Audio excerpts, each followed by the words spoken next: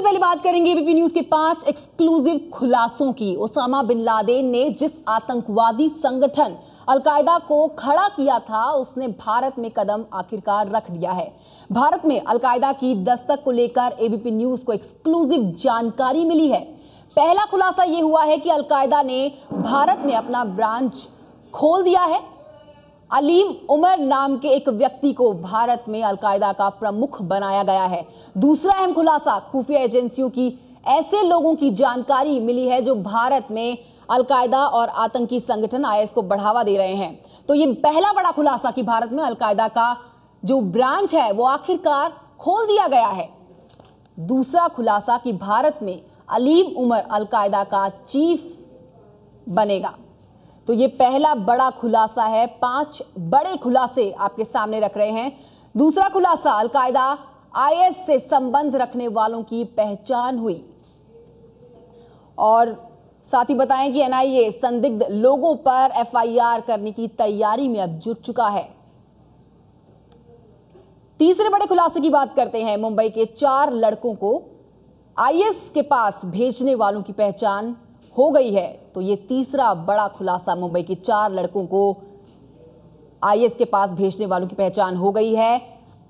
IS के लिए हिंदी अनुवाद करने वाला भटकल गांव का, तो जो हिंदी अनुवाद करता था आईएस के लिए वो भटकल गांव का रहने वाला है। ये खुलासा हो चुका है। ये चौथा बड़ा खुलासा है। और 5वां और आखिरी बड़ा खुलासा, शक के घेरे में सिंगापुर से डिपोर्ट करके लाया गया व्यक्ति। तो शक के घेरे में है सिंगापुर से डिपोर्ट करके लाया गया व्यक्ति। ओम प्रकाश तिवारी एबीपी न्यूज संवाददाता और जानकारी के साथ जुड़ गए हैं हमारे साथ। ओम प्रकाश, जो वीडियो आया था सामने अल जवाहिरी का और जो बात उसने भारत में अलकायदा के पैर जमाने की करी थी, आखिरकार वो पहले खुलासे में सच हो गई है। ब्रांच खोल दी गई है भारत में।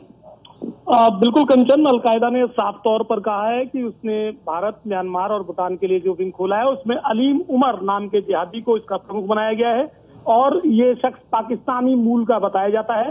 इसके साथ ही भारत में जो कुछ और टेररिस्ट गिरफ्तार किए हैं, जिसमें परसों एक टेररिस्ट गिरफ्तार हुआ है, उसने भी अपने बयानों में बताया है कि आतंकी संगठन इंडियन मुजाहिदीन के अनेक आतंकी अलकायदा के लिए अफगानिस्तान में लड़ रहे हैं और अनेक आतंकी अलकायदा के ट्रेनिंग कैंपों में ट्रेनिंग लेने के बाद वापस भारत लौटने की तैयारी कर रहे हैं। ऐसे में अलकायदा भारत में अपनी धमकी को अंजाम दे सकता है। केंद्रीय खुफिया एजेंसियों को यह भी पता लगा है कि आईएस के वीडियो में जो हिंदी ट्रांसलेशन जो आ रही है, जो आवाज आ रही है, वो सुल्तान अरमार नाम का जो शख्स है, जो यासीन भटकल का बेहद नजदीकी बताया जाता है, आईएस के लिए काम कर रहा है। ये आवाज संभावित तौर पर उसकी हो सकती है, ऐसा खुफिया एजेंसियों को शक है।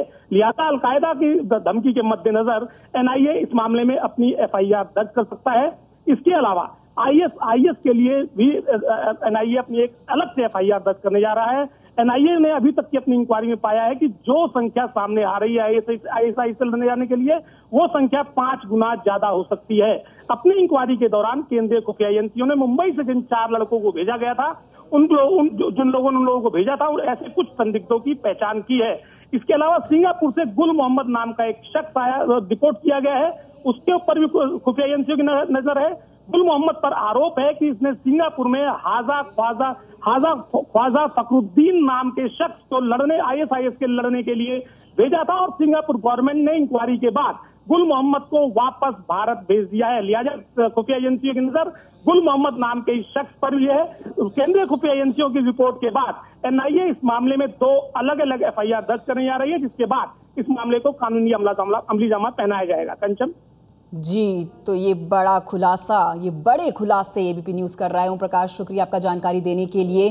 तो ये वो वीडियो है जो अल जवाहिरी का, अलकायदा संगठन का सरगना अल जवाहिरी का सामने आया था। भारत में अलकायदा के पैर जमाने की बात कही थी और अब ब्रांच खोल चुका है। ये खुलासा है एबीपी न्यूज का।